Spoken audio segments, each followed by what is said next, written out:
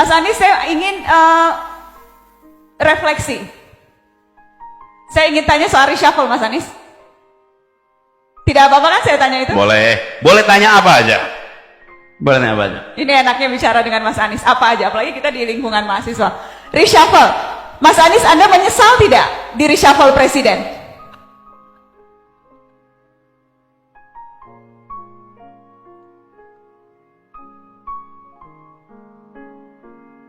Kalau menurut adik-adik perlu menyesal tidak?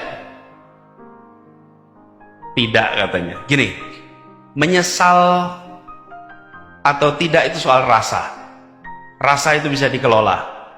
Tapi saya melihat begini, kita bisa berbuat untuk Indonesia di mana saja. Dan ini dikatakan jauh sebelum saya berada di pemerintahan.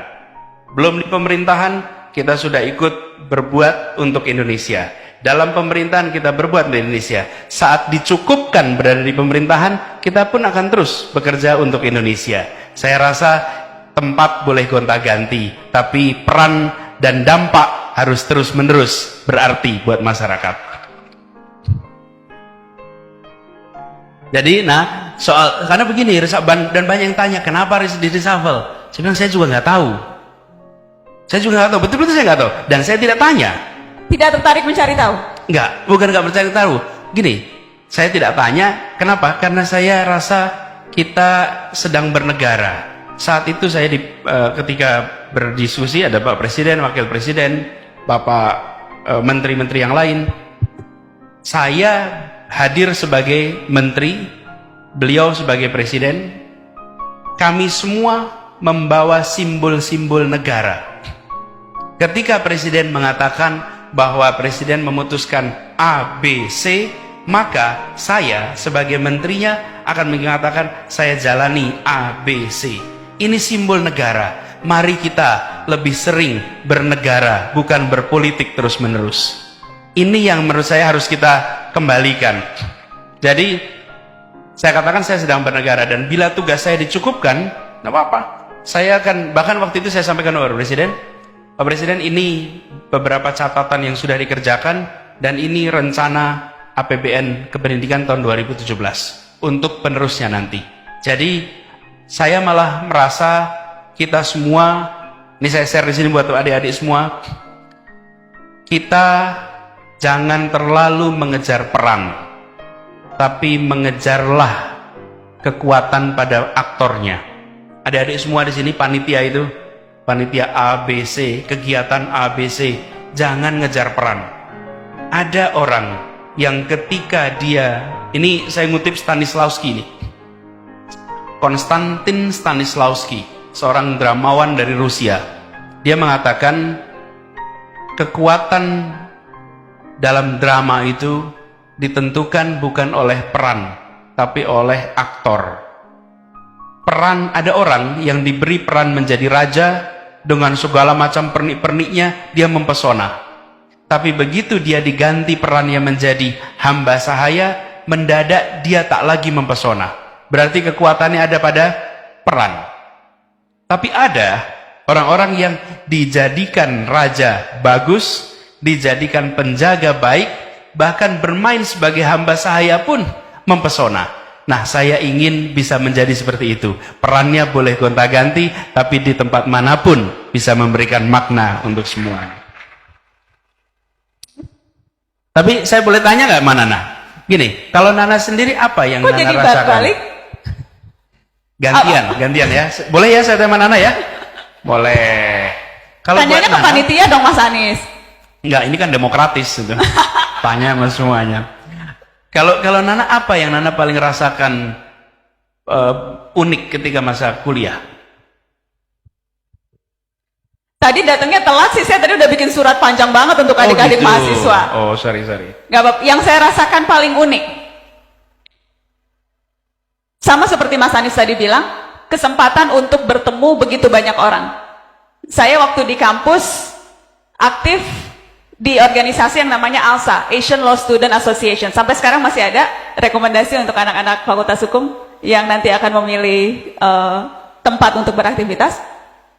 Di situ networking saya bukan hanya teman-teman dari kampus di Indonesia, tapi bahkan se-ASEAN di luar negeri. Dan sampai sekarang Mas Anies, sampai kemarin ketika ada berbagai organisasi internasional menyelenggarakan acara di Jakarta, teman-teman saya ketika itu yang sekarang sudah menjadi pengacara, ada yang sudah jadi hakim tinggi, ada yang sudah jadi menteri juga. Itu teman-teman yang saya dapatkan ketika saya di kampus, tergabung di ALSA, sama-sama masih jadi mahasiswa, dan sekarang sudah berada di perannya masing-masing di berbagai negara. Jadi itu satu hal yang sampai sekarang pun di profesi saya masih terpakai. Teman-teman yang saya dapatkan di kampus, yang kemudian sekarang menjadi, karena wartawan itu yang paling mahal adik-adik jejaringnya. Tes wartawan itu Mas Anies, kalau ada kita ada tes kompetensi, salah satu yang diuji itu yang bisa naik lolos ke level wartawan berikutnya adalah siapa orang penting yang ketika ditelepon dengan handphonemu akan mengangkat teleponnya. Siapa orang yang punya hubungan yang cukup dekat, yang kapanpun, jam berapapun ketika ditelepon akan mengangkat. Karena kekayaan wartawan adalah semakin banyak teman yang dia punya, semakin banyak jejaring yang dia punya, semakin banyak informasi yang mungkin dia dapatkan untuk nanti disebarkan ke masyarakat. Jadi itu yang saya dapatkan, Mas Anies. Wow.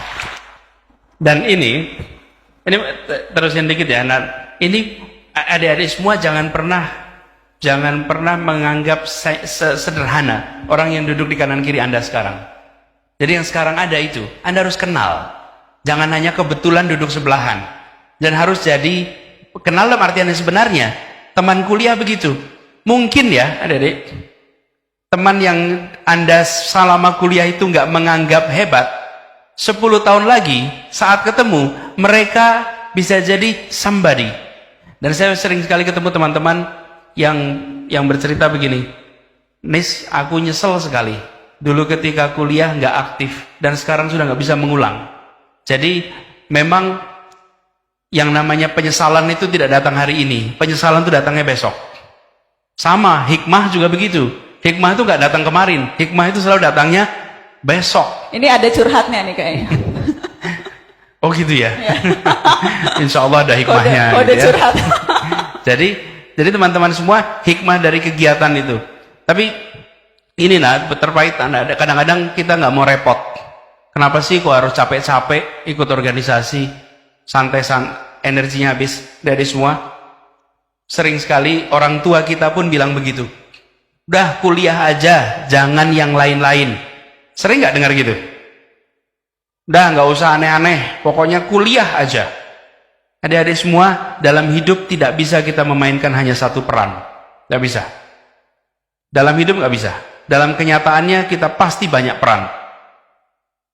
Saya misalnya sebagai orang tua, saya sebagai anak, saya sebagai warga masyarakat, saya di yayasan A, yayasan B, macam-macam tuh. Kegiatan itu semua nggak bisa dihilangkan. Nggak bisa saya bilang sama anak-anak, hari ini saya tidak mau jadi orang tua dulu. Nggak bisa. 24 jam nggak bisa. Dan Anda mahasiswa itu kesempatan latihan. Jadi kesempatan untuk multitasking itu justru sekarang. Jadi nambahin apa yang kata Anda, menjadi tumbuh jaringan, tumbuh pengalaman yang itu luar biasa nilainya.